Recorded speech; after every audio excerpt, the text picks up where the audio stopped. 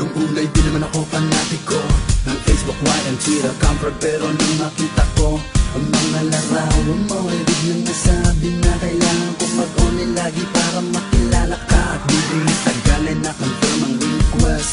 Nakachat kita at ako ay nag-confess. Yung pala ay nahulog na rin ang damdamin mo para sa akin. Halos araw-araw ba naman kasi kita kausapin. Naging tayo kay bilis at tumagal na ng taon na kahit di nagkakasama'y tumibay ang relasyon na nakahawak sa pangakong di mapaghihiwalay. Cause we both believe love is online. Na hindi kita nakakasama kahit na malayo sa isa't isa.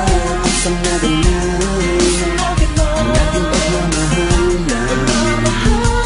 Kahit di pa tayo lubusing magkakilala, ating nadama ang tiwala at ang ligaya.